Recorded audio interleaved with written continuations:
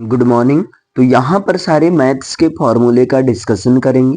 तो आप देखिएगा, सबसे पहले प्रायिकता है यानी कि प्रोबेबिलिटी। होता क्या है, किसी घटना के होने के संयोग को प्रायिकता कहते हैं। जैसे खेलों में सिक्के का उछालना, ताश की गड्डी में से पत्ता निकालना, पासा फेंकना, थाल थैले से जो है बॉल निकालना, ये सब प्रायिकता से संबंधित होते हैं। ओके, तो प्रायिकता में जैसे आप क्वेश्चन देख सकते हैं, यदि दो सिक्के जो है एक साथ उछाले जाएं, अलग अलग उछालते हैं, तो जो है कौन से रिजल्ट प्राप्त हो सकते हैं। हो सकते हैं कि दोनों सिक्के पर हेड हेड हो, मतलब दोनों सिक्के पर चित चित चित प्राप्त हो। एक सिक्के पर एक चित और दूसरे पर पट प्राप्त हो, एच टी। हो सकता है पहले सिक्के पर पट प्राप्त हो और दूसरे सिक्के पर चिट प्राप्त हो सकता है दोनों सिक्के पर पट पट ही प्राप्त हो, ये संभावना हो सकती है। ठीक है। अच्छा, एक चीज और याद रखना, जैसे यहां दिया गया काफी इंपॉर्टेंट है, किसी घटना के होने की प्रायिकता और घटना के ना होने की प्रायिकता का योगफल जो है एक होता है। किसी घटना के होने की प्रायिकता और ना होने की प्रायिकता का योगफल क्या होता है, एक होता है। जैसे आप ये देख सकते हैं, ये पी ए का मतलब घटना के होने की प्रायिकता और प्लस पी ए यहाँ 12 जो लगा है ना, इसका मतलब घटना के ना होने की प्रायिकता, दोनों का मान एक ही होता है दोनों को ऐड करने पर। फिर ये प्रायिकता का सूत्र होता है अनुकूल प्रारंभिक घटनाओं की संख्या और अपानुकूल प्रारंभिक घटनाओं की संख्या। प्रायिकता बराबर क्या होता है, अनुकूल प्रारंभिक घटनाओं की संख्या और अपान में कुल प्रारंभिक घटनाओं की संख्या होती है। क्लियर है? बस सिंपल से यही चीज आपको याद रखना है।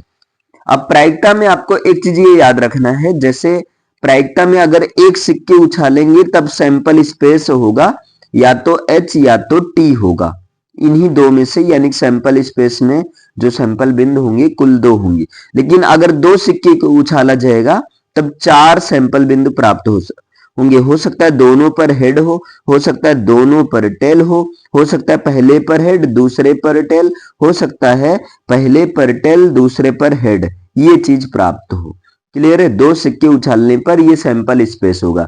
एक जब पांसे को उछालेंगे तब सैंपल स्पेस जो होगा एक आ सकता है ना, पांसे को उछालने पर 2 आ सकता है, 3 आ सकता है, 4 आ सकता है, 5 आ सकता है और 6 आ सकता है। यानी कि एक पासे को उछालने पर जो प्रतिदर्श समष्टि होता है वो 6 होता है। लेकिन जब 2 पासे को उछालेंगे हम तो वहां पर प्रतिदर्श समष्टि 36 होता है। कैसे? 1,1, फिर यहाँ 1,2, 1,3, है ना, 1,3, फिर 1,4, इसके बाद में चलता है 1,5, फिर 1,6। अब जैसे ये चला ऐसे पूरा 2 का चलेगा, 3 का चलेगा, ऐसे 2,1, है ना, 2,2 और 2,3, 2,4, इसके बाद में 2,5, इसके बाद में 2,6, ऐसे ये चलेगा। समझ पा रहे हैं ना? ऐसे ये 3 का चलेगा, 4 का चलेगा, 5 का चलेगा, 6 का चलेगा। ठीक, तो इस तरह से, यानी कि जब 2 सिक्के को उछालेंगे तब सैंपल स्पेस कितना मिलेगा, 36 मिलेगा। क्लियर? आप बना सकते हैं भाई, सिंपल सा बनाना बहुत आसान है। 3,1, 3,2, 3,3, है ना, 3,4 और 3,5, फिर इधर 3,6। अब ऐसे 4 का बना लो, 4,1, ऐसे बन जाएगा ना, कोई जरूरत तो नहीं है। अब क्लियर हो जाएगा, 36 बनेगा ऐसे करके। इसके बाद में ताश की गड्डी से क्वेश्चन आता है। जैसे ताश की गड्डी में कुल जो है 52 पत्ते होते हैं, है ना, कुल 52 पत्ते होते हैं। ठीक, और ये 4 भाग में बटा होता है। ठीक है, 52 पत्ते कितने भाग में बटा होता है, 4 भाग में बटा होता है। यानी कि 13 पत्ता पान का होता है, 13 पत्ता जो है चिड़ का होता है, ठीक है ना, और 13 पत्ता जो है हुकुम का होता है। 13 पत्ता किसका होता है, हुकुम का होता है। और 13 पत्ता जो है ईंट का होता है। किसका होता है, ईंट का होता है। अच्छा, इन चारों के पास में, इन चारों के पास में एक गुलाम होता है। ठीक है। एक जो है बेगम होती है, बेगम वाला पत्ता, और एक होता है बादशाह। ये 3 तरह का पत्ता होता है, ये सब में रहता है ना। बाकी जो है इक्की, दुक्की, तिक्की, यहाँ चौकी, पंजी, छक्की, सत्ती, अट्ठी, नहीला, दहला, 10 पत्ता ये रहता है और सबका 3-3। तो इसको आप याद कर सकते हैं, एक तरीका मैंने बनाया है और वो तरीका है पाई चिहू गुबेबा। अगर याद कर सको तो बहुत काम की ट्रिक है, चूंकि यहां से क्वेश्चन आता है। पाई चिहू गुबेबा, बस पा से पान, 13 पान का पत्ता, 13 ईंट का पत्ता, 13 चिड़ का पत्ता, है ना, 13 चिड़ का पत्ता, पत्ता मतलब, और 13 हुकुम का पत्ता, और जिनमें से एक गुलाम सबके पास रहता है, एक गू से गुलाम हो गया, एक बेगम सबके पास रहता है और एक बादशाह सबके पास रहता है, इन चारों के पास। क्लियर है, याद रहेगा। अब यहां पर देखिए सांख्यिकी से संबंधित कुछ फॉर्मूले। वैसे सांख्यिकी के जनक जो हैं, स्टैटिस्टिक्स के जनक प्रशांत चंद्र महाननोबिल, महाननोबिल। यहाँ समांतर माध्य बराबर होता है सभी पदों का योगफल अपान पदों की कुल संख्या। याद रखना, समांतर माध्य बराबर क्या होता है, सभी पदों का योगफल और अपान में पदों की संख्या। ओके, बस सिंपल से यहां पर हो जाएगा। अब यहां पर समांतर माध्य, वर्गीकृत आंकड़ों का समांतर माध्य निकालने का 3 तरीका है।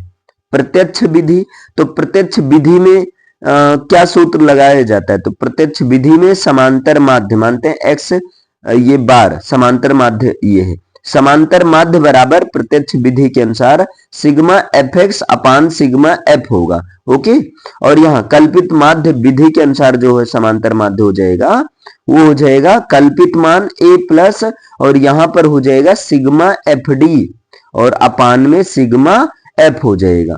जहां पर डी का मान कैसे निकालेंगे, x माइनस ए से, और पग विचलन विधि के द्वारा समांतर माध्य निकालने का तरीका है वो क्या है, a प्लस यहां पर h into sigma, sigma F I और यू आई, और अपान में होगा सिग्मा एफ होगा। जहां पर जो u निकाला जाएगा, यू आई, ये निकाला जाएगा x माइनस ए को h से डिवाइड करके u का मान निकलेगा। ओके, क्लियर है ना। यहां पर दिया गया, देखिए प्रत्यक्ष माध्य विधि के द्वारा इस तरीके से निकाला जाता है समांतर माध्य। जहां पर क्वेश्चन भी दिया गया है, आप क्वेश्चन पहचान सकते हैं, यहां पर देखिए पूरी।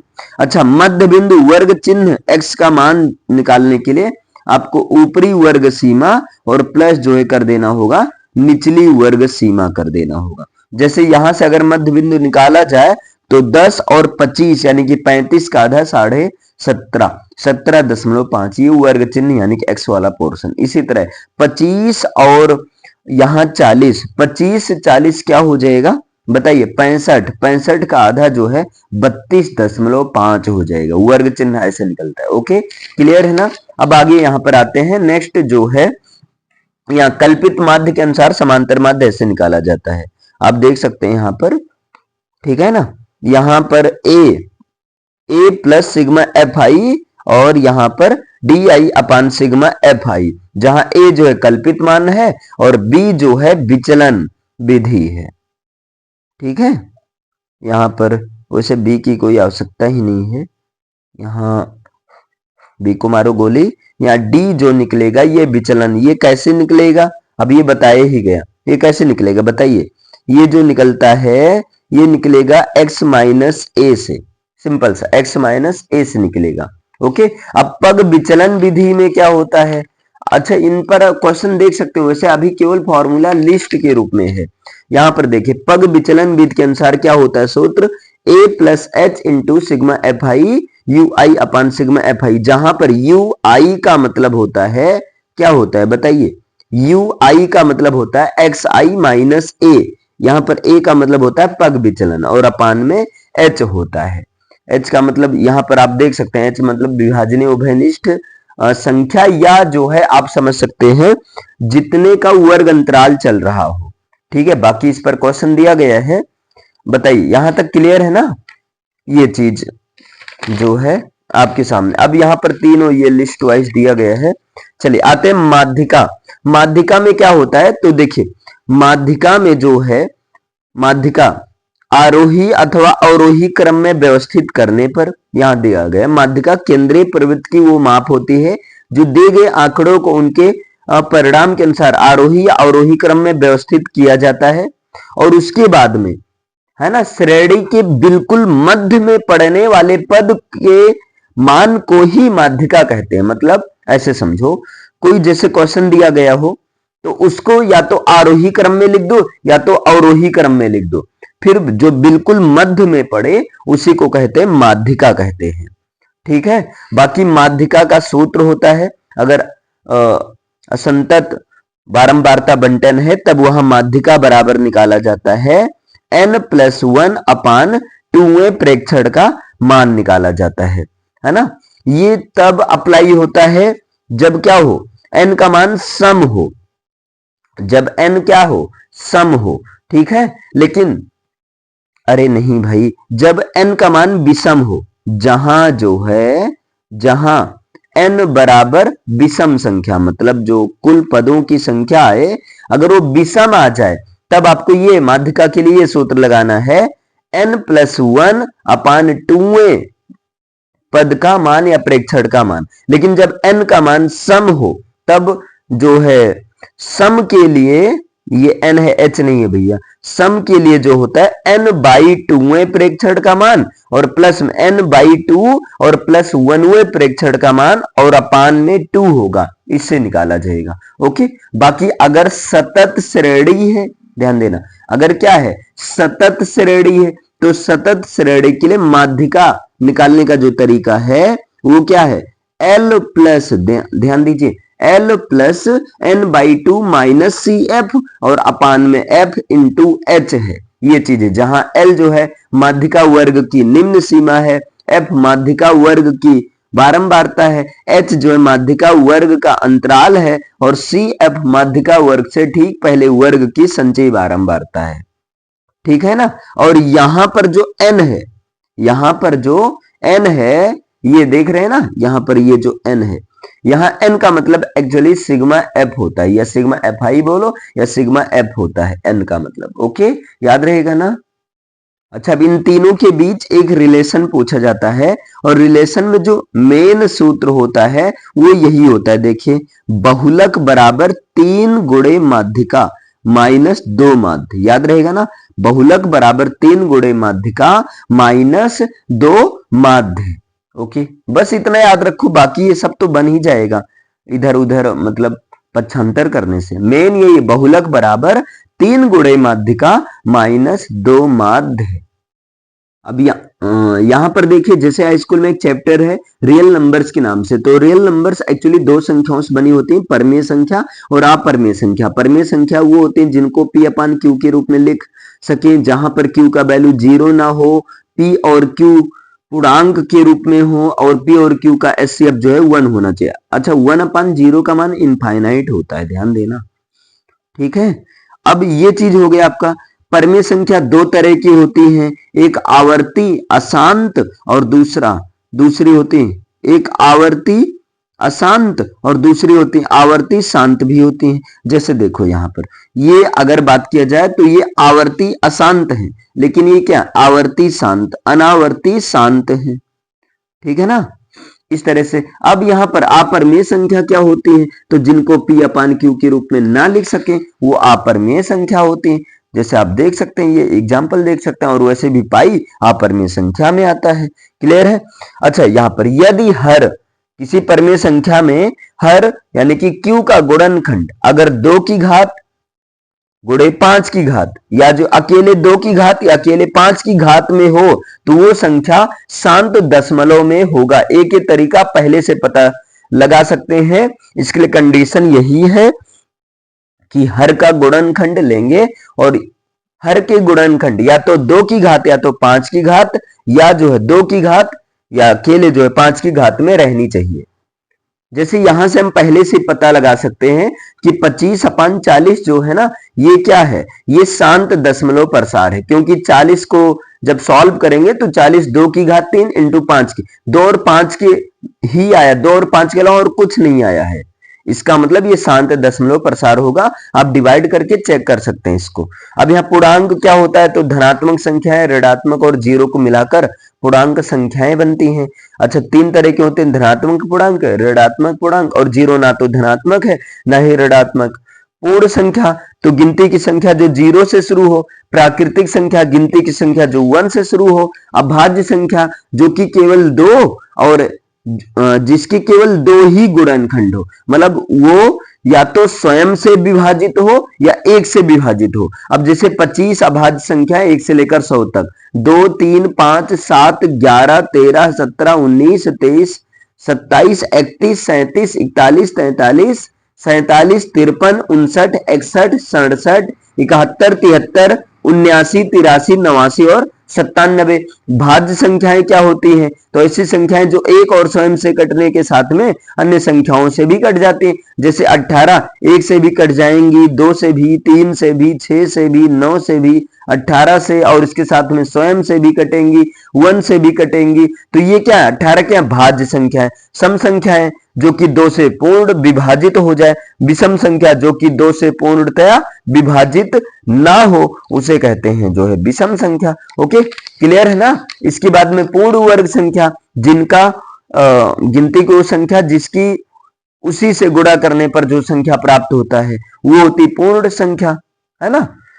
इसके बाद पूर्ण घन संख्या, गिनती की वो संख्या जिसकी उसी संख्या से 3 बार गुणा करने पर, आपस में 3 बार उसे एक ही संख्या से गुणा करने पर जो प्राप्त होती है। जैसे 2 2 2 3 बार गुणा किए तब प्राप्त हुआ 8, तो 8 क्या हुआ, पूर्ण घन संख्या हुआ। सहभाज्य संख्या, जिनका ऐसी दो संख्या जिनका मासा 1 हो, सहभाज्य संख्याएं कहलाते हैं। भिन्नात्मक संख्याएं जो कि भिन्न के रूप में यानी कि अंश और हर के रूप में लिखी गई हो, वो भिन्नात्मक संख्याएं होती हैं। इसके बाद में यूक्लिड विभाजन प्रमेय का जो होता है वो होता है a बराबर बी क्यू प्लस आर होता है। क्या होता है, a बराबर बी क्यू प्लस आर होता है, जहां पर r का मान 0 के बराबर होना चाहिए या जो है 0 से अधिक होना चाहिए, लेकिन b से कम होना चाहिए। यहां पर आपको एक रिलेशन के द्वारा ये समझाया जाता है, भाज्य बराबर होता है भाजक गुणे भागफल प्लस शेषफल, यानी कि dividend is equal to divisor into quotient और प्लस में रिमाइंडर होता है। जहां पर ये बीच वाला पोर्शन एक्चुअल में बीच वाला पोर्शन क्या होता है, अच्छा ये वाला क्यू है, बीच वाला पोर्शन क्या होता है आपका भाज्य होता है। जिस संख्या से डिवाइड करते हैं उसको भाजक बोलते हैं, जितनी बार ले जाते हैं उसको क्या बोलते हैं, भागफल बोलते हैं। अच्छा सॉरी, ये ए है आपका, ये क्या है, ए है, भागफल क्यू है, और यहाँ शेषफल क्या होता है, आर होता है। ठीक है, अब यहाँ पर भाज्य को ए से दिखाया जाएगा, भाजक को बी से, भागफल को क्यू से, शेषफल को आर से। तो यहाँ पर आप देख सकते हैं, जैसे ये क्वेश्चन है, मान लो ये क्वेश्चन है आपका, ठीक है। -15 को -2 से डिवाइड करेंगे, -15 को अगर -2 से डिवाइड करेंगे तो कैसे करेंगे, यहां -8 बार ले चलेंगे तो -16 आएगा, और यहां माइनस की जगह प्लस लगा, 1 आ जाएगा अल्टीमेटली। तो 1 क्या हो गया, रिमाइंडर हो गया, शेषफल हो गया, 1 क्या हो गया, शेषफल हो गया। इसका मतलब ये है, क्या है भाई, इसका मतलब ये है कि r का मान जो है 1 से कम आना चाहिए, तो r का मान 0 आना चाहिए। ठीक है, और यहाँ b का मान क्या है, -2, b का मान क्या है, -2 है। ठीक, अभी आपको नहीं समझ में आया हो तो इसे रहने दीजिए, मेन ये चीज समझो, जब आप क्वेश्चन से समझोगे ना तब क्लियर हो जाएगा, वैसे आप लोगों ने समझा है। यहाँ पर यूक्लिड डिवीजन लेमा को ये जो है इस कथन से प्रूव भी किया गया है। आगे चलते हैं नेक्स्ट। अब यहाँ बहुपद के केस में दो चीज होता है, चर जिसका मान बदलता रहता है, अचर जिसका मान ना बदले। ओके, अच्छा ये चीज होता है आपका चर अचर को जब प्लस माइनस जोड़ घटाओ कुछ इस तरह से प्लस माइनस गुणा भाग कर देंगे, तब कहीं ना कहीं वहां से बीजीय व्यंजक प्राप्त होता है। ठीक है, अच्छा एक चीज आपको ये याद रखना है, जब प्लस बराबर के उधर जाएगा तब माइनस हो जाएगा, जब माइनस बराबर के उधर जाएगा तब प्लस हो जाएगा, जब मल्टीप्लाई बराबर के उधर जाएगा एक पक्ष से दूसरे पक्ष में जाएगा डिवाइड होगा, जब डिवाइड उधर जाएगा तो मल्टीप्लाई होगा। बस छोटी छोटी चीजें हैं, वैसे ये सारी चीजें आप लोग को पता है। अब भाई ये किसको नहीं पता रहेगा, जैसे x डिवाइड 5, डिवाइड का मतलब अपान, तो x अपान 5, 5 डिवाइड x, इसका मतलब 5 अपान x, इसमें क्या बड़ी बात है। लेकिन जब बहुपद को, है ना, जब बहुपद में बराबर का चिन्ह लगाकर उसके दो पक्ष कर दिए जाते हैं, LHS और RHS, दायां और बायां पक्ष, तब उस केस में उसे बहुपद ना बोलकर उसे समीकरण बोल दिया जाता है। ठीक है ना, समझे कि नहीं, ये चीज होता है। अब जैसे बहुपद का जो व्यापक रूप होता है वो बीजीय व्यंजक के रूप में रहना चाहिए, बस कंडीशन है कि बहुपद में जो चर की घात होनी चाहिए ना वो धनात्मक होनी चाहिए। बहुपद में चर की घात क्या होनी चाहिए, धनात्मक होनी चाहिए। आगे अब यहां चलते हैं नेक्स्ट, ये बहुपद हो गया आपका, आई होप क्लियर है बहुपद। अब जैसे देख सकते हैं द्विघात बहुपद, द्विघात बहुपद में जिसमें अधिकतम घात क्या हो, 2 हो, द्विघात बहुपद के व्यापक रूप है ax² plus bx plus c है ना। और त्रिघात बहुपद का व्यापक रूप है ax³ plus bx² plus cx plus d है। चतुर्घात बहुपद का व्यापक रूप है ax⁴ plus bx³ plus cx² plus dx plus e, ये चतुर्घात बहुपद का व्यापक रूप है। ओके, फिर बहुपद के शून्य कैसे निकाला जाता है, तो बहुपद के शून्य का मतलब बहुपद में चर का मान, जैसे x² प्लस 5x माइनस 24, अब यहाँ x के दो मान निकलेंगे, जैसे सॉल्व किया गया तो -8 और 3, तो यही इन्हीं को बोला जाता है बहुपद के शून्य। अच्छा, बहुपद के शून्य को अल्फा बीटा गामा से रिलेट किया जाता है, डिनोट किया जाता है। ओके, अब बहुपद की घात क्या होती है, तो बहुपद में चर की अधिकतम घात को ही बहुपद की घात कहते हैं। अच्छा, द्विघात बहुपद बनाने का जो सूत्र होता है x² minus alpha plus beta x और प्लस अल्फा इंटू बीटा। आप सबको पता है द्विघात बहुपद को जो व्यापक रूप होता है, व्यापक रूप होता है ax² प्लस bx और प्लस में c होता है। ठीक है ना, अगर इससे कंपेयर करेंगे तब शून्यकों का योगफल जो आएगा माइनस एक्स का गुणांक अपान x² का गुणांक, यानी कि आप सीधा चाहे ये बोलो आप या सीधा ये बोल दो माइनस बी अपान ए। शून्यकों का गुणनफल अल्फा इंटू बीटा बराबर हो जाएगा अचर पद अपान x² का गुणांक, यानी कि c अपान ए हो जाएगा। क्या हो जाएगा, c अपान ए हो जाएगा, यहां पर ए रहेगा।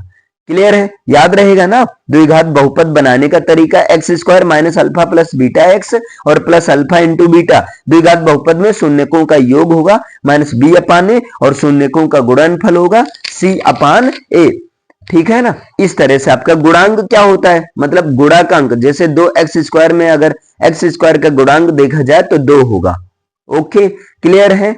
ये अल्फा प्लस बीटा द्विघात बहुपद में शून्यकों का योग अल्फा प्लस बीटा बराबर माइनस बी अपान ए होगा, माइनस बी अपान ए होगा। और यहां पर अल्फा इंटू बीटा क्या होगा, सी अपान ए होगा। अल्फा इंटू बीटा क्या होगा, सी अपान ए होगा। अब द्विघात बहुपद बनाने का तरीका बता ही दिया गया, x² minus alpha plus beta x plus alpha into beta. अब इसी तरह त्रिघात बहुपद की बात किया जाए तो आप सबको पता है त्रिघात बहुपद का व्यापक रूप होता है ax³ प्लस bx² और प्लस में cx और प्लस में d होता है। ये त्रिघात बहुपद का व्यापक रूप होता है। तो त्रिघात बहुपद के लिए जो शून्यकों का योगफल यानी कि alpha plus beta plus gamma, है ना, alpha plus beta plus gamma होता है माइनस x² का गुणांक अपान x³ का गुणांक, यानी कि सीधा आप इसे याद कर सकते हैं minus B upon A, alpha plus beta plus gamma.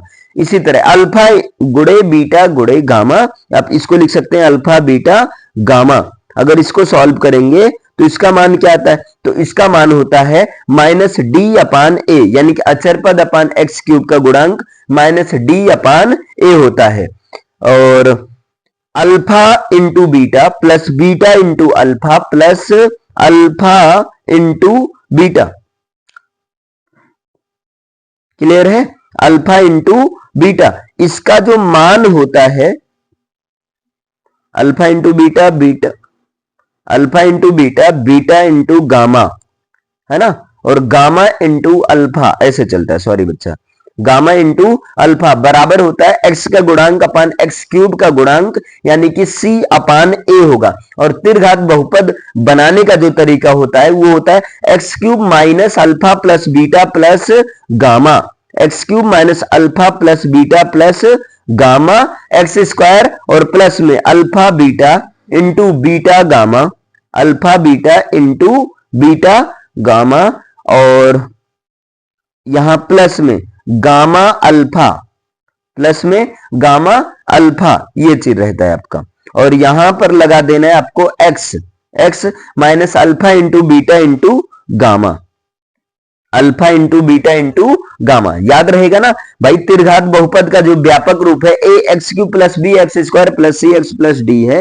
त्रिघात बहुपद के लिए alpha plus beta plus gamma minus B upon A, alpha into beta into gamma बराबर माइनस डी अपान ए और alpha beta into beta gamma और into gamma alpha बराबर होता है सी अपान A. और त्रिघात बहुपद बनाने का जो तरीका होता है वो होता है x cube minus alpha plus beta plus gamma x square और यहां प्लस में alpha into beta into gamma plus gamma into alpha और माइनस में अल्फा बीटा गामा होता है। बोलो इतना क्लियर है। अब एक आता है नियतांक बहुपद। तो नियतांक बहुपद उसे कहते हैं जिस बहुपद की घात 0 हो। अच्छा, जिस बहुपद की घात 1 हो उसे कहते हैं रैखिक बहुपद कहते हैं। उसे क्या कहते हैं? रैखिक बहुपद, लीनियर इक्वेशन कहते हैं।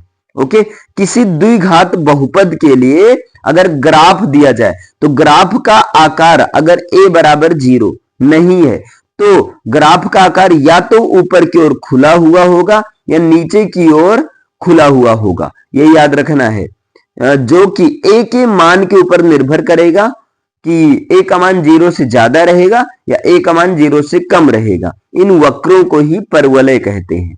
याद रहेगा ना।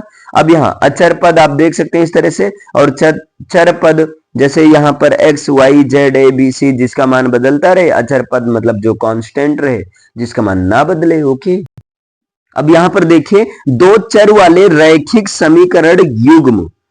दो वैसे रैखिक समीकरण ये होता है, पहले ये समझो, रैखिक समीकरण आपका ये होता है A X plus B Y और प्लस सी बराबर 0।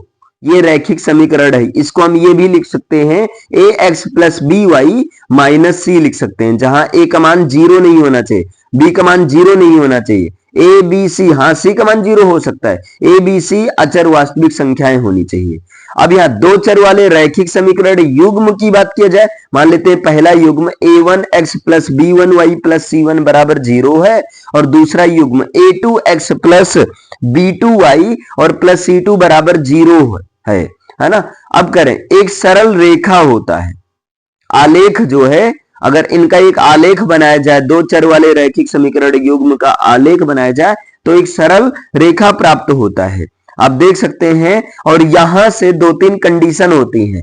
a1 अपान a2 बराबर नहीं है b1 अपान b2 बराबर नहीं है c1 अपान c2 के, तब इस केस में प्रतिच्छेदी रेखाएं होंगी, है ना। दो रेखाएं जो बनेंगी दो समीकरण से, वो दोनों रेखाएं किसी बिंदु पर प्रतिच्छेद करेंगी।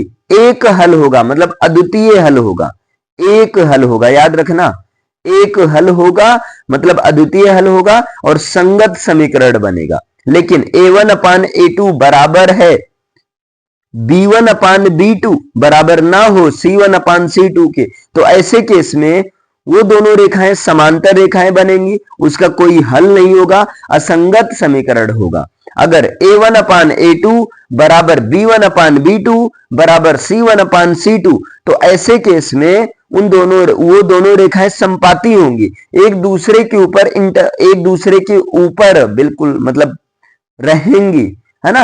अनंत हल होगा उसका, अनंत हल होगा और संगत समीकरण होगा, अनंत हल के साथ में संगत समीकरण होगा। बोलो इतना क्लियर है। अब रैखिक समीकरण युग्म को हल करने की दो विधियां हैं। एक विलोपन विधि, विलोपन विधि में क्या करना होता है, एलिमिनेट करना होता है कि नंबर को x या y में से किस नंबर से x या y में गुणा करें कि दोनों समीकरण में x या y का गुणांक सेम ना रहे, है ना। जैसे यहां पर आप देख सकते हैं, यहां पर सेम नहीं है, अच्छा, ऐसा तभी करेंगे या दोनों समीकरण में x या y का गुणांक सेम ना हो। अगर सेम है तब तो कोई दिक्कत नहीं। जैसे यहां नहीं है तो इसमें 2 से गुणा कर दिया गया। देखिए 2 एके 2x प्लस 2 दूना 4y और प्लस 2 एके 2, तो ये वाला गुणा करके यहां लिख दिया गया।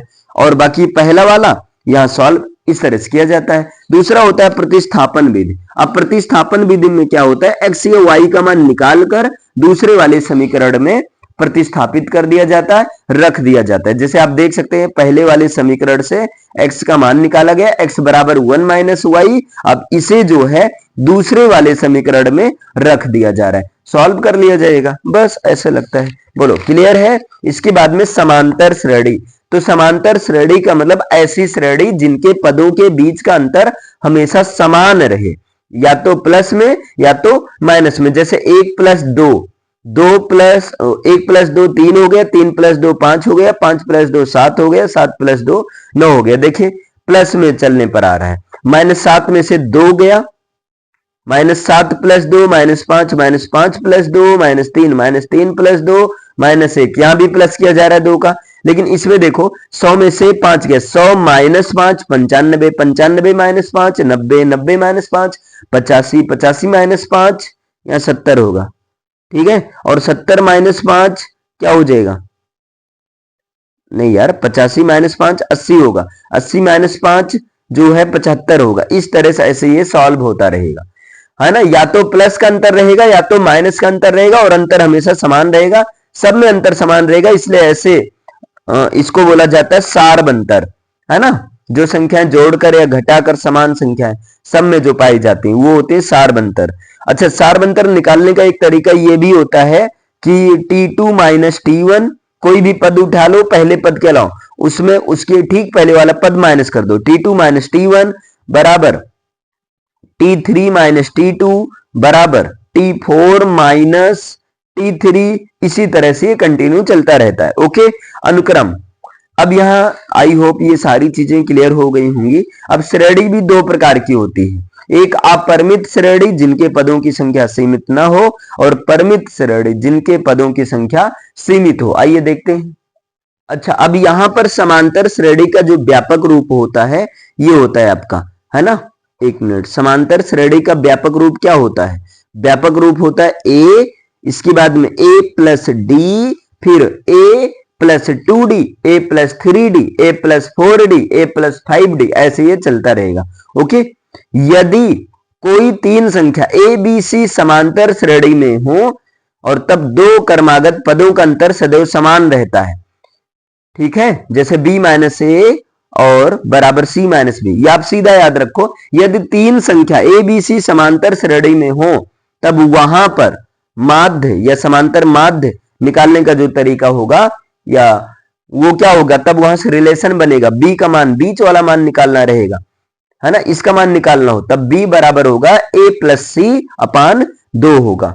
क्लियर है। अब समांतर श्रेणी के व्यापक पदों का अगर एनवा पद निकालना चाहें तो एनवा पद निकालने का तरीका ये होता है। समांतर श्रेणी का एनवा पद कैसे निकालेंगे, तो समांतर श्रेणी का एनवा पद जो निकाला जाएगा, मैं लिख दे रहा हूं ए एन, है ना, ए एन बराबर, या इसको आप बोल सकते हैं टी एन बराबर, एक मिनट भाई, टी एन बराबर समांतर श्रेणी का एनवा पद टी एन या ए एन बराबर A plus N minus 1 into D, इससे निकालेंगे, याद रहेगा, A plus N minus 1 into D से निकालेंगे समांतर श्रेणी का एनवा पद। ओके, ये शुरू से एनवा पद है, यहां पर दिया गया है, देखिए समांतर श्रेणी का एनवा पद निकालने का तरीका ए एन या टी एन बराबर A plus N minus 1 into D होता है। ओके, ये हो गया। लेकिन अंतिम से एनवा पद कैसे निकालेंगे, अगर अंतिम से कह दिया जाए तो अंतिम से, ये देखिए अंत से एनवा पद निकालने का तरीका ये होगा, एल माइनस, और यहाँ एच नहीं है, ये एन है ना, एल माइनस ब्रैकेट में एन माइनस 1 इंटू डी होता है। ये समांतर श्रेणी का क्या होता है, एनवा पद। अच्छा, समांतर श्रेणी के एन पदों का योगफल क्या होगा, तो एन पदों का योगफल होता है, ये देखिए एस एन, सॉरी यार, एन पदों का योगफल एस एन बराबर n/2 और अपान में a प्लस एल होता है, n/2 अपान में a प्लस एल होता है। वैसे एक चीज मैं बता दूं, l ये देखिए श्रेणी का अंतिम पद l बराबर क्या होता है, तो l बराबर होता है a plus n minus 1, a plus n minus 1 d। अरे यार आप सीधा याद रखो, जहां l बराबर a plus n minus 1 d, जब इसको रख देंगे तो समांतर श्रेणी का अंत से nवां पद, ये कहां लिख दे यार, चलो कोई बात नहीं। समांतर श्रेणी का अंत से nवां पद निकालने का तरीका n/2 ब्रैकेट में a प्लस एल, अगर l का मान हम रख देते हैं तो क्या हो जाएगा n/2 और यहां पर हो जाएगा 2a plus n minus 1 into D. चूंकि l बराबर होता है a plus n minus 1 into D, याद रखो इसको। बोलो इतना क्लियर है। अब एक रिलेशन, ये बड़ा इंपॉर्टेंट होता है, ध्यान देना, इस पर आप लोग क्वेश्चन किए होंगे।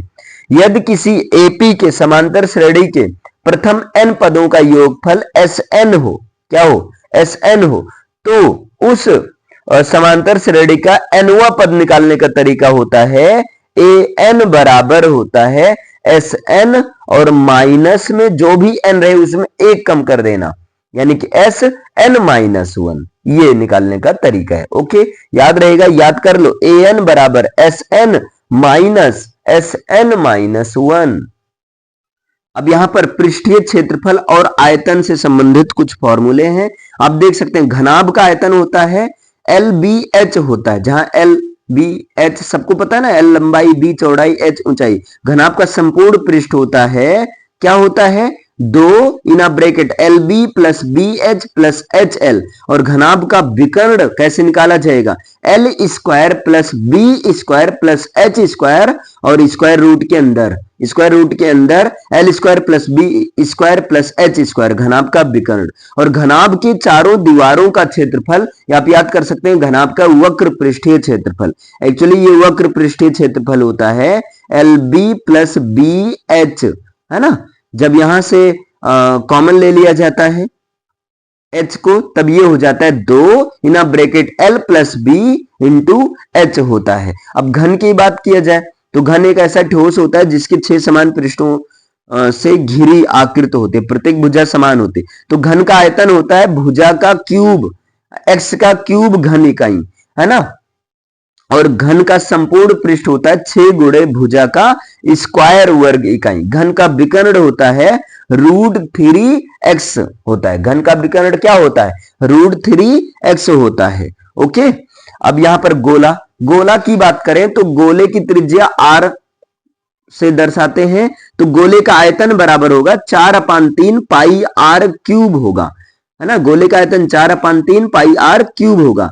गोले का वक्र पृष्ठीय क्षेत्रफल होता है पाई r स्क्वायर होता है। और खोखले गोले का आयतन होता है 4/3 पाई और ब्रैकेट में बाह्य त्रिज्या का क्यूब माइनस आंतरिक त्रिज्या का क्यूब। ओके, अर्धगोले के केस में बात करें तो अर्धगोले का संपूर्ण पृष्ठ नहीं, अर्धगोले का वक्र पृष्ठीय क्षेत्रफल होता है 2 पाई r स्क्वायर और इसके साथ में जो है, हाँ सही, अर्धगोले का वक्र पृष्ठीय क्षेत्रफल 2 पाई r स्क्वायर होगा, लेकिन अर्धगोले के संपूर्ण पृष्ठीय क्षेत्रफल हो जाता है 2 पाई r square plus pi r square, यानी कि ओवरऑल 3 पाई r स्क्वायर होगा अर्धगोले का संपूर्ण पृष्ठ, जबकि वक्र पृष्ठीय क्षेत्रफल होगा 2 पाई r स्क्वायर होगा। अर्धगोले का आयतन होगा 2/3 पाई r स्क्वायर होगा। अर्धगोले का पृष्ठीय क्षेत्रफल होगा 2 पाई r स्क्वायर होगा, लेकिन संपूर्ण पृष्ठीय क्षेत्रफल हो जाता है 3 पाई r स्क्वायर हो जाता है।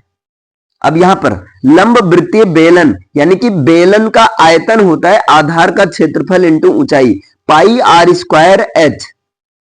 बेलन का आयतन क्या होगा, पाई r स्क्वायर h। और बेलन का वक्र पृष्ठीय क्षेत्रफल 2 पाई r h और बेलन का संपूर्ण पृष्ठीय क्षेत्रफल तो 2 पाई r h plus pi r square plus pi r square, यानी कि ओवरऑल हम लिख सकते हैं 2 पाई r प्लस 2 पाई r स्क्वायर।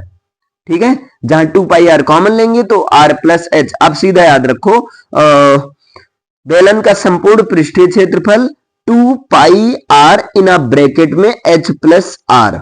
ओके, फिर इसके बाद लंब वृत्तीय खोखला बेलन, तो खोखले बेलन के प्रत्येक सिरे का क्षेत्रफल पाई और यहाँ capital R square minus small R square, यानी कि पाई और बाह्य त्रिज्या माइनस आंतरिक त्रिज्या, बाह्य त्रिज्या का स्क्वायर माइनस आंतरिक त्रिज्या का स्क्वायर।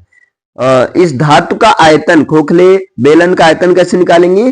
पाई और यहाँ ब्रैकेट में capital R square minus small R square into H. खोखले बेलन का वक्र पृष्ठीय क्षेत्रफल 2 पाई और यहाँ ब्रैकेट में capital R plus small R H, और कुल पृष्ठीय क्षेत्रफल 2 pi R capital R minus small R plus H और यहाँ आर प्लस आर। संपूर्ण बाह्य पृष्ठीय क्षेत्रफल होता है 2 pi are in a bracket में, है ना, इन अ ब्रैकेट में 2 पाई और 2 pi R H plus 2 pi bracket में capital R square minus small R square, जहां कैपिटल आर बाह्य त्रिज्या है और स्मॉल आर क्या है? आंतरिक त्रिज्या है, और एच क्या है? ऊंचाई है। अब गोलीय कोष की बात किया जाए तो गोलीय कोष का जो आयतन होता है 4/3 pi capital R cube minus small R cube, और गोलीय कोष के बाहरी पृष्ठीय क्षेत्रफल क्या होगा? 4 पाई आर स्क्वायर। लंब वृत्तीय शंकु की बात किया जाए तो लंब वृत्तीय शंकु की तिर्यक ऊंचाई निकालते हैं H square plus R square, या R square plus H square, लेकिन स्क्वायर रूट के अंदर। ओके, शंकु का आयतन होता है 1/3 पाई आर स्क्वायर एच। शंकु का आयतन क्या होता है? 1/3 पाई आर स्क्वायर एच। शंकु का वक्र पृष्ठीय क्षेत्रफल होता है पाई आर एल होता है, और शंकु का संपूर्ण पृष्ठीय क्षेत्रफल होता है पाई आर और ब्रैकेट में एल प्लस आर होता है, या लिख सकते हैं पाई आर एल और प्लस में यहां पर पाई आर स्क्वायर, याद रहेगा ना। फिर यहां पर शंकु के छिन्नक क्या होता है? एक शंकु को दूसरे आधार के समांतर किसी तल द्वारा काटते हैं, काटने के उपरांत इस तल के एक और बने शंकु का भाग हटा दिया जाता है और उस तल के दूसरे, देखिए कुछ नहीं समझ में आया, अभी आप सीधा यहां पर ये देखते हैं, जब आप चित्र देखेंगे तब क्लियर हो जाएगा। क्लियर है ना। अब यहां पर शंकु के छिन्नक का आयतन 1/3 पाई, फिर वहां R1 square plus R2 square plus R1 into R2, और छिन्नक का वक्र पृष्ठीय क्षेत्रफल पाई R1 प्लस R2, ठीक है, पाई R1 प्लस R2, जहां पर स्क्वायर रूट में जो है H square plus R1 minus R2 का होल स्क्वायर। इसे भी सॉल्व करेंगे। नहीं समझ में आ रहा है, रहने दो, ऐसे छिन्नक है भी नहीं, क्योंकि छिन्नक ऐसा टॉपिक है ना, जब आप क्वेश्चन करोगे साथ में तब क्लियर होगा। ओके, आगे आते हैं त्रिकोणमिति में। अब त्रिकोणमिति में आपको एक चीज ये याद रखना है बच्चा, वैसे त्रिकोणमिति का जो शाब्दिक अर्थ होता है वो त्रिकोण का मापन होता है ना, मतलब ट्रिग्नोमेट्री से बना है, और यूनानी भाषा के ट्रिगोन और मेट्रॉन से मिलकर बना है, जहां पर ट्रिगोन शब्द का मतलब होता है त्रिभुज और मेट्रॉन का अर्थ है मैं मापता हूं, तो त्रिभुज की माप करना त्रिकोणमिति होता है। त्रिकोणमिति अनुपात में यहाँ 6 चीज आपको पढ़ना होगा। साइन थीटा बराबर लंब बटे कर्ण परपेंडिकुलर अपान हाइपोटेनस, ओके, और कॉस थीटा बराबर होगा आधार बटे कर्ण यानी कि बेस अपान हाइपोटेनस, और टेन थीटा बराबर होगा लंब बटे आधार परपेंडिकुलर अपान बेस। फिर इसके बाद में कॉट थीटा बराबर हो जाएगा आधार बटे लंब, सेक थीटा बराबर हो जाएगा कर्ण बटे आधार, और कॉसेक थीटा बराबर हो जाएगा कर्ण बटे लंब। अब आप सोच रहे होंगे ये कैसे याद होगा, तो इसको याद करने का बढ़िया तरीका है LAL अपान के, तो लाल बटे कका, और यहां पर याद कर लो साइन कॉस टेन, और साइन का उल्टा कॉसेक है ना, और कॉस का उल्टा सेक, और टेन का उल्टा कॉट, बस याद रहेगा। साइन थीटा बराबर लंब बटे कर्ण, मान लो पूछ लिया गया कॉसेक थीटा बराबर क्या हो जाएगा, तो आप कह देना, क्या कहोगे बताइए, कॉसेक थीटा बराबर कर्ण बटे लंब कर देना। भाई कॉस थीटा बराबर आधार बटे कर्ण, तो सेक थीटा बराबर क्या हो जाएगा, कर्ण बटे आधार। टेन थीटा बराबर लंब बटे कर्ण, तो कॉट थीटा बराबर क्या हो जाएगा, लंब, टेन थीटा बराबर लंब बटे आधार, तो कॉट थीटा बराबर क्या हो जाएगा, आधार बटे लंब हो जाएगा। उसमें क्या उल्टा ही तो कर देना है। यहां पर देखिए इसको डिटेल से लिखा गया है लाल बटे कका, ठीक है, लाल बटे कका, जहां एल का मतलब लंब, के का मतलब कर्ण, ए का मतलब आधार, तो इसके बेस पर साइन थीटा बराबर लंब बटे कर्ण, और साइन का उल्टा कॉसेक, तो कॉसेक थीटा बराबर कर्ण बटे लंब, कॉस थीटा बराबर आधार बटे कर्ण, तो कॉस का उल्टा सेक, सेक थीटा बराबर कर्ण बटे आधार, टेन थीटा बराबर लंब बटे आधार, तो कॉट थीटा बराबर क्या हो जाएगा, आधार बटे लंब हो जाएगा।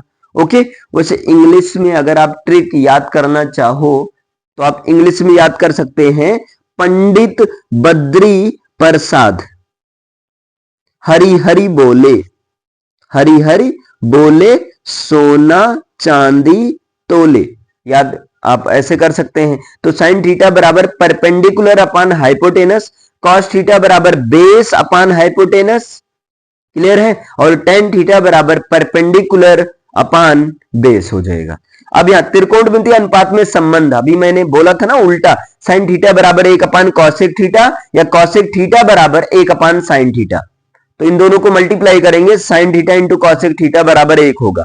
ओके, कॉस थीटा बराबर एक अपान सेक थीटा और सेक थीटा बराबर एक अपान कॉस थीटा, दोनों को साथ में देखेंगे तो क्या हो जाएगा, cos theta into sec theta बराबर एक हो जाएगा, टेन थीटा बराबर एक upon cot theta, cot theta बराबर एक अपन टेन थीटा, दोनों को साथ में देखा जाएगा तो tan theta into cot theta बराबर क्या हो जाएगा, एक हो जाएगा। वैसे टेन थीटा बराबर होता है sine theta upon cos theta, याद रखना टेन थीटा बराबर क्या होता है, sine theta upon cos theta, तो इसी प्रकार कॉट थीटा बराबर क्या हो जाएगा, उल्टा cos theta upon sine theta. Okay, अब यहां पर आपको एक पाइथागोरस प्रमेय याद करना है। पाइथागोरस प्रमेय पहला नंबर समकोण त्रिभुज पर अप्लाई होता है, और ये क्या कहता है, किसी समकोण त्रिभुज में समकोण बनाने वाली भुजाओं के वर्गों का योग जो है, ये करें समकोण बनाने वाली भुजा के वर्गों का योग, ठीक है, तथा उसके आधार का योग, यहां ये नहीं दिया गया है सॉरी भाई, तथा उसके आधार का योग त्रिभुज के कर्ण के वर्ग के बराबर होता है। तो समकोण बनाने वाली त्रिभुज यानी कि लंब, लंब का योग, लंब के वर्ग का योग, है ना, और प्लस उसके आधार, उसके आधार के वर्ग का योग, तो आधार ये है, आधार के वर्ग का योग, इन दो ये दोनों कर्ण के योग के बराबर होता है, और कर्ण का मतलब सबसे बड़ी भुजा होती है। जैसे आप यहां पर देख सकते हैं, यहां साइन थीटा, अब ये आपको मान याद रखना होगा, जैसे साइन जीरो अंश का मान जीरो होगा, कॉस जीरो अंश का मान एक होगा, टेन जीरो अंश का मान जीरो होगा, और कॉसेक जीरो अंश का मान इनफाइनाइट होगा, सेक जीरो अंश का मान एक होगा, सेक जीरो अंश का मान एक होगा। एक मिनट भाई,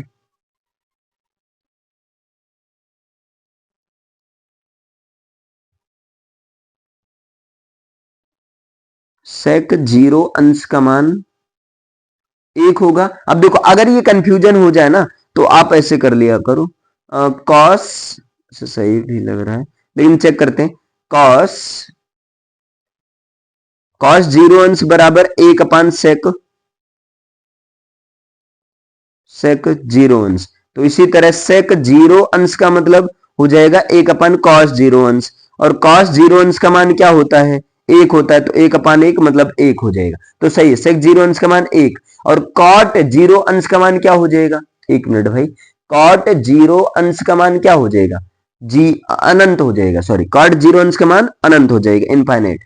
साइन 30 अंश का मान एक अपान दो, अब एक काम करो, ऐसे साइन का कॉस का ऐसे याद करो ताकि कंफ्यूजन ना हो, साइन जीरो अंश का मान जीरो, साइन 30 अंश का मान एक अपान दो, साइन 45 अंश का मान एक अपान रूट दो, साइन 60 अंश का मान रूट थ्री अपान दो, और साइन 90 अंश का मान एक, कॉस जीरो अंश का मान एक, कॉस 30 अंश का मान रूट थ्री अपान दो, कॉस 45 अंश का मान एक अपान रूट दो, कॉस 60 अंश का मान एक अपान रूट दो नहीं, कॉस 60 अंश का मान होगा एक अपान दो होगा, सिंपल सा, कॉस 60 अंश का मान क्या होगा, एक अपान दो होगा, और कॉस 90 अंश का मान जीरो हो जाएगा। ओके, अब यहां टेन जीरो अंश का मान जीरो, टेन 30 अंश का मान एक अपान रूट थ्री, और टेन 45 अंश का मान एक भाई टेन 45 अंश का मान क्या हो जाएगा, एक हो जाएगा, एक अपान एक मतलब एक हो जाएगा, और या साइन 45 कॉस 45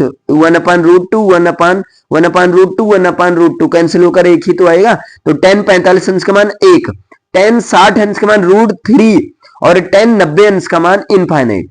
कॉसेक 0 अंश का मान अनंत, कॉसेक 30 अंश का मान 2, कॉसेक 45 अंश का मान √2, कॉसेक 60 अंश का मान 2√2 सॉरी 2/√3 2/√3 और कॉसेक 90 अंश का मान 1, सेक 0 अंश का मान 1, सेक 30 अंश का मान 2/√3 और सेक 45 अंश का मान √2, सेक 60 अंश का मान 2 हो जाएगा और सेक 90 अंश का मान अनंत, कॉट 0 अंश का मान अनंत, कॉट 30 अंश का मान √3, कॉट 45 अंश का मान 1 और कॉट 60 अंश का मान 1/√3, कॉट 90 अंश का मान 0 हो जाएगा। अब त्रिकोणमितीय सर्वसमीकाओं के लिए पहले आपको एक बार फिर से इसे रिवीजन करवा रहा हूं, इसे याद रखना चाहिए आपको, है ना। साइन थीटा बराबर 1/cosec थीटा, cosec थीटा बराबर 1/sin थीटा, cos थीटा बराबर 1/sec थीटा, तो sec थीटा बराबर 1/cos थीटा, tan थीटा बराबर 1/cot थीटा, तो cot थीटा बराबर 1/tan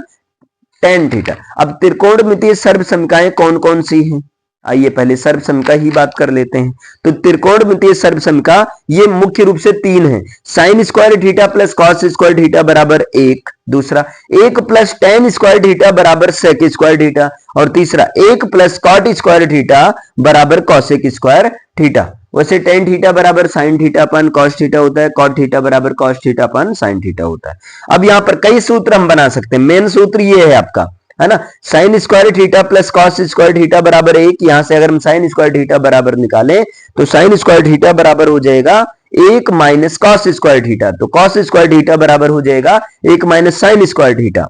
यहां पर सेक स्क्वायर थीटा बराबर होता है 1 प्लस tan स्क्वायर थीटा, तो इससे सूत्र हम बना सकते हैं sec square theta minus tan square theta बराबर 1 और सेक स्क्वायर थीटा माइनस 1 बराबर tan स्क्वायर थीटा। अगर आप इसे कभी कंफ्यूज हो जाओ ना, तब आप ऐसे याद कर लो, शक्ति नाम की लड़का लड़की जब अलग हुए तब एक हुए, तो तुरंत आपके दिमाग में आ जाएगा, अच्छा सेक से हो गया सेक स्क्वायर थीटा और टी से हो गया tan स्क्वायर थीटा, अलग हुए से याद हो जाएगा माइनस बराबर 1 आएगा। याद रहेगा ना ये चीज, अगर याद रहे तो भैया बहुत अच्छी बात है, क्लियर है। आगे यहां पर नेक्स्ट देखिए, अगला है कॉसेक स्क्वायर थीटा बराबर क्या होता है। कॉसेक स्क्वायर थीटा बराबर होता है 1 प्लस कॉट स्क्वायर थीटा, ठीक है। तो cosec square theta minus cot square theta बराबर 1 या कॉसेक स्क्वायर थीटा माइनस 1 बराबर कॉट स्क्वायर थीटा। इसको कैसे याद करोगे, इसको ऐसे याद कर लो, कोका कोला की फैक्ट्री में कोका कोला को काट काट के पिया जा रहा था और इससे लोग अलग हो रहे थे, और लेकिन फाइनली बाद में फिर से एक हो रहे थे। तो इससे आपको याद रहेगा, को से याद आ जाएगा दिमाग में कॉसेक, को से क्या आएगा cosec square theta minus cot से क्या दिमाग में आएगा बताइए, एक मिनट, कॉट से दिमाग में क्या आ जाएगा कॉट स्क्वायर थीटा आ जाएगा। ओके एक मिनट रुक जाइए बच्चा, कॉट स्क्वायर से दिमाग में आ जाएगा कॉट स्क्वायर थीटा बराबर हो जाएगा 1, ऐसे आप ट्रिक से याद कर सकते हैं। बाकी यहाँ नेक्स्ट है आपका कई सारे मतलब सूत्र हैं, जैसे आप देख सकते हैं a प्लस बी का होल स्क्वायर बराबर क्या होगा a स्क्वायर plus 2ab plus B square, a minus B का होल स्क्वायर क्या होगा a स्क्वायर माइनस 2ab और plus B square, a square minus B square बराबर क्या होगा, एक ब्रैकेट में a प्लस बी दूसरे ब्रैकेट में a minus B, A cube plus B cube बराबर क्या होगा, एक ब्रैकेट में a प्लस बी दूसरे ब्रैकेट में a square minus A B और प्लस में B square, a cube plus B cube क्या होगा, है ना, a cube plus B cube क्या होगा, तो a प्लस बी का whole cube minus 3ab in a bracket a plus B, ठीक है। या जो एक और सूत्र होता है a cube plus B cube, ये भी होता है a प्लस बी एक ब्रैकेट में दूसरे ब्रैकेट में a square minus A B plus में बी स्क्वायर, फिर इसके बाद A cube minus B cube बराबर क्या होगा, तो A cube minus B cube बराबर होता है ए माइनस बी और ब्रैकेट में A square plus A B और प्लस में बी स्क्वायर, या लिख सकते हैं ए क्यूब माइनस बी क्यूब बराबर, ये भी लिख सकते हैं ए माइनस बी का whole cube plus 3ab in a bracket A minus B. Okay, अब उन्नयन कोण के केस में क्या होगा, ऊपर की तरफ बनता है, याद रखना उन्नयन कोण क्या होता है, क्षैतिज रेखा के ऊपर बनता है, और अवनमन कोण में क्षैतिज रेखा के इस तरह से नीचे बनता है। ये दोनों में याद रखना। अब यहां पर वृत्त के केस में याद रखना, ये केंद्र होता है, और जो वृत्त की बाउंड्री लाइन होती है इसी को कहते हैं परिध कहते हैं। केंद्र से लेकर परिध के किसी बिंदु तक मिलाने वाली रेखा को त्रिज्या कहते हैं, लेकिन केंद्र से लेकर, है ना, परिध के किसी एक बिंदु से दूसरे बिंदु तक मिलाने वाली रेखा को अगर वो केंद्र से होकर जा रही है तब उसे कहते हैं, क्या कहते हैं, व्यास कहते हैं। इस वाली रेखा को क्या बोलेंगे, व्यास बोलेंगे। और व्यास वृत्त को दो बराबर भागों में बांट देती है, और इन दो बराबर भागों को अर्धवृत्त यानी कि सेमी सर्कल बोलते हैं। अब एक वृत्त में अनेक त्रिज्याएं, अनेक व्यास होते हैं। इसी तरह वृत्त के एक बिंदु से दूसरे बिंदु तक मिलाने वाली रेखा को जीवा कहते हैं, लेकिन जीवा में ये कंडीशन है कि वो केंद्र से होकर नहीं जानी चाहिए। अगर केंद्र से होकर जा रहा है तब उसे जीवा ना बोलकर उसे व्यास बोल दिया जाता है। ओके, याद रखोगे ना। अब वृत्त का बाह्य बिंदु मतलब जो बाहर स्थित हो, एक्सटीरियर पॉइंट, और वृत्त का अंतः बिंदु मतलब जो अंदर स्थित हो। वृत्ताकार डिस्क या चकती इस तरह से होती है। संकेंद्री वृत्त का मतलब एक ही केंद्र से बने दो या दो से अधिक वृत्त संकेंद्रीय वृत्त कंसेंट्रिक सर्कल कहलाते हैं। इसके बाद आप देख सकते हैं वृत्त का चाप क्या होता है। तो वृत्त के परिधि के, देखिए, वृत्त की परिधि के किसी सतत भाग को वृत्त का चाप कहते हैं। जैसे परिधि का P से लेकर Q तक के भाग को वृत्त का चाप कहते हैं। क्लियर है ना। बस ये हो गया। दो तरह का होता है, एक लघु चाप और एक जो होता है दीर्घ चाप। जैसे अब ये PQ ये लघु चाप है, लेकिन अगर QP देखा जाए तो ये दीर्घ चाप हो जाएगा। आगे यहां पर इतना समझ पाए ना, ये चीज होता है। अच्छा, ये क्या होता है, ये आपका जीवा होता है। ये आपका क्या होता है, जीवा होता है। मतलब वृत्त के परिधि के एक बिंदु से दूसरे बिंदु तक मिलाने वाली रेखा को, लेकिन वो केंद्र से होकर ना जाए तब उसे जीवा बोला जाता है। सबसे बड़ी जीवा जो होती है व्यास होती है। ओके बच्चा। अच्छा, वृत्त की जीवा क्या काम करती है, वृत्त को दो भागों में विभाजित कर देती है। जैसे ये जीवा, ये खींचा गया CD, इन्होंने वृत्त को दो बराबर भागों में विभाजित कर दिया। एक भाग ये है और दूसरा भाग ये है। तो इस प्रकार वृत्त के द्वारा विभाजित किए गए वृत्त के भाग को ही क्या बोलते हैं, वृत्तखंड बोलते हैं। अगर छोटा भाग है, जैसे ये वाला देख सकते हैं छोटा भाग है, ये छोटा भाग, अगर छोटा भाग है तो लघु वृत्तखंड कहेंगे।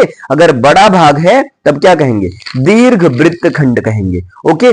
छेदक रेखा क्या होती है, तो नाम से ही क्लियर है, वृत्त के दो बिंदुओं को प्रतिच्छेद करते हुए ऐसी रेखा जो कि आगे निकल जाए उसे कहते हैं छेदक रेखा।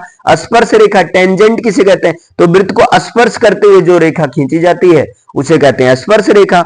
अब यहां पर जैसे ये आपका चित्र है, ये ध्यान देना, ये बड़ा काम का चीज है।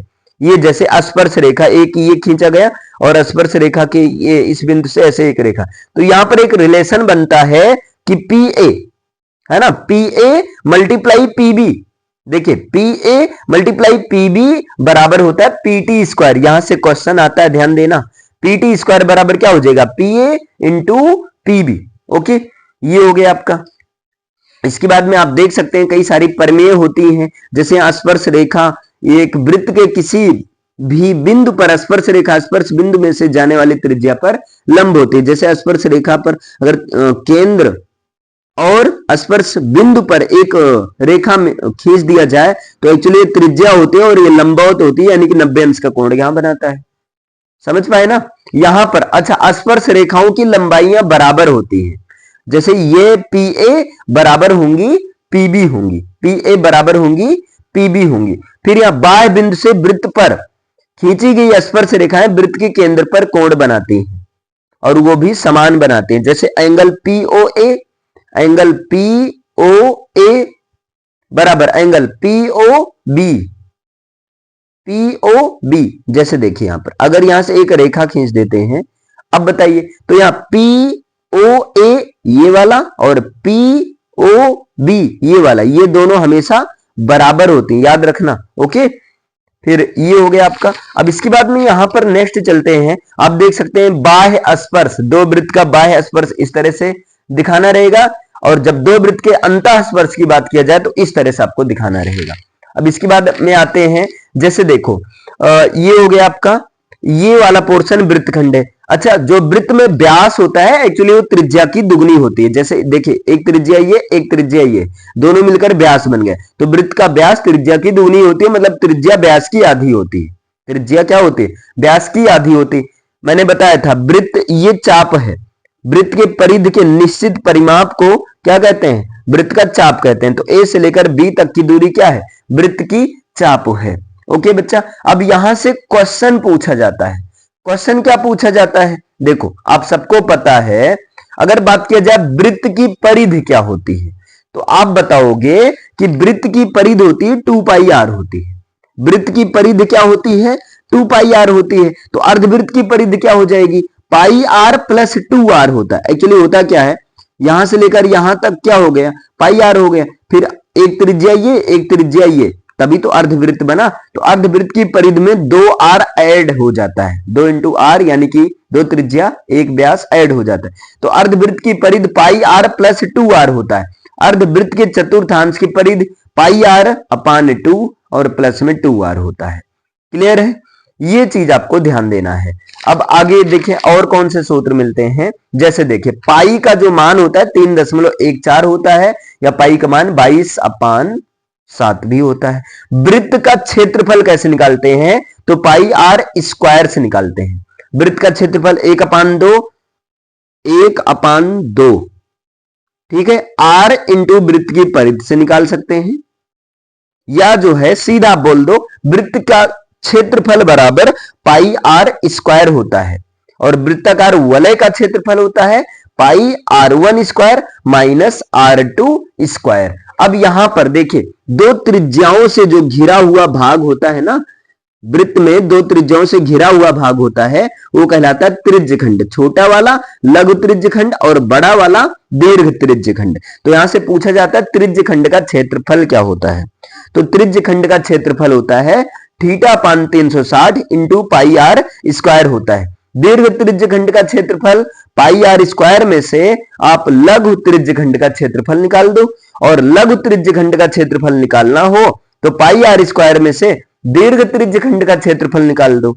ओके, समझ में आया? त्रिज्यखंड के चाप की लंबाई कैसे मापते हैं? तो त्रिज्यखंड के चाप की लंबाई निकालने का सूत्र ये होता है कि θ/360 इंटू 2 पाई आर होता है। क्या होता है? θ/360 इंटू 2 पाई आर होता है। अब चाप की लंबाई के रूप में त्रिज्यखंड का क्षेत्रफल होता है 1/2 L इंटू आर। एल का मतलब चाप की लंबाई इंटू आर होता है। अब यहां पर जैसे ये वाला पोर्शन मैंने बताया था, वृत्त के किसी खंड से, वृत्त के खंड को मारो गोली, वृत्त के किसी जीवा से, वृत्त के किसी जीवा से बने हुए भाग को, है ना, वृत्त खंड कहते हैं। तो वृत्त खंड का क्षेत्रफल पूछा जाता है। तो वृत्त खंड का क्षेत्रफल निकालने का तरीका होता है संगत त्रिज्यखंड का क्षेत्रफल माइनस वृत्त की जीवा और त्रिज्याओं से परिबद्ध त्रिभुज का क्षेत्रफल। ओके, या आप सीधा एक वृत्त खंड का क्षेत्रफल संगत त्रिज्यखंड का क्षेत्रफल माइनस संगत त्रिभुज का क्षेत्रफल। इसको आप और आसान में कर देता हूं, आप निकाल देना त्रिज्यखंड का क्षेत्रफल θ/360, सॉरी भैया, θ/360 into pi R square minus 1/2 R square sine theta.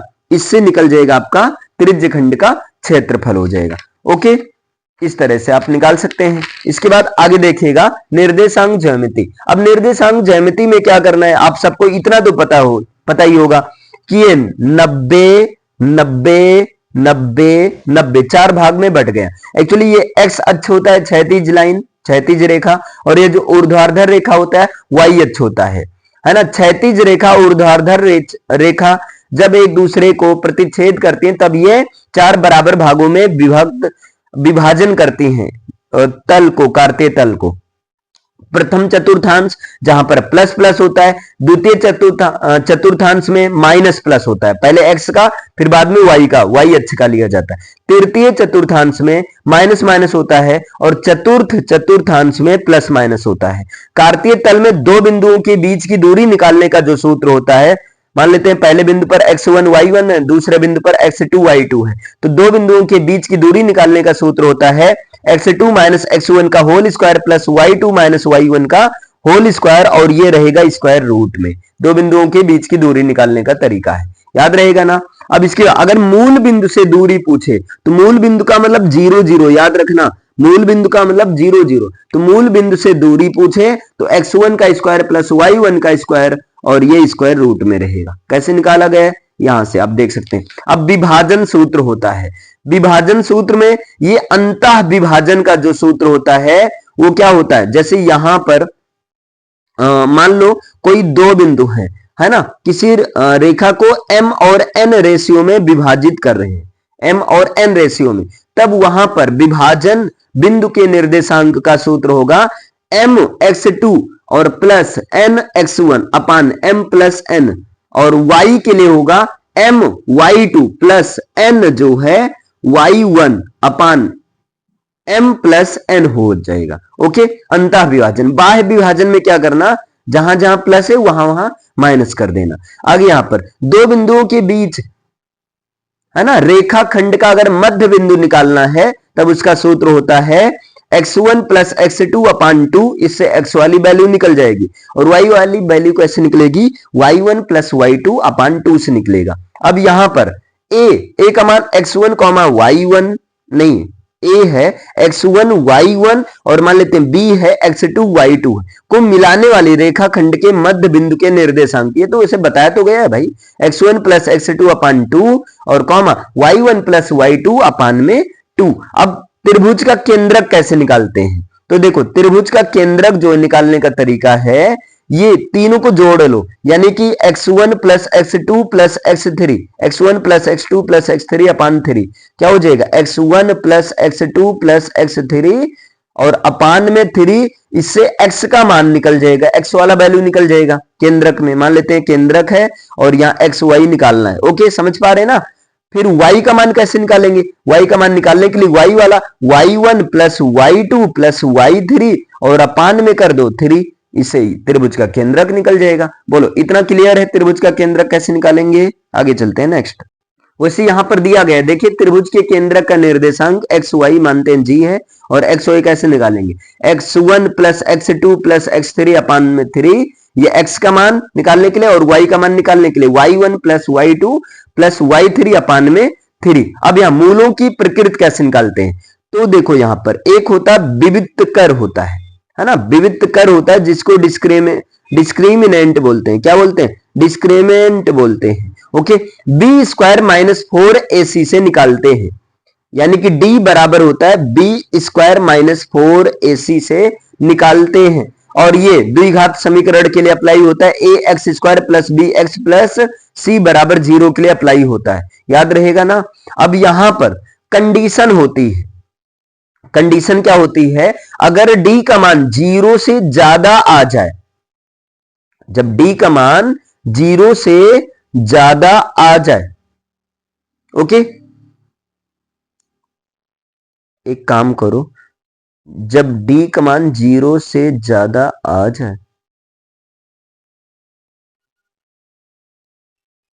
नहीं भाई, हाँ सही है, जब d का मान 0 से ज्यादा आ जाए तो वहां पर दो भिन्न मूल निकलते हैं उसके, मतलब दो वास्तविक मूल तो रहेंगे लेकिन अलग अलग रहेंगे। ओके, दो वास्तविक मूल रहेंगे लेकिन अलग अलग रहेंगे, आप इस तरीके से लगा सकते हो। वैसे ये श्रीधराचार्य का सूत्र है, ये पता है ये कहां अप्लाई होता है, ये अप्लाई तब होता है, ज्यादातर ये अप्लाई तब होता है जब d का मान जो है, जब d का मान कम रहे 0 से तब, ठीक है ना, और जब d का मान 0 हो तब दो वास्तविक मूल होगा और वो भी बराबर रहेंगे। क्लियर है, इस तरह से निकालेंगे। और त्रिभुज का क्षेत्रफल होता है 1/2 x1, फिर इधर y2 माइनस y3 और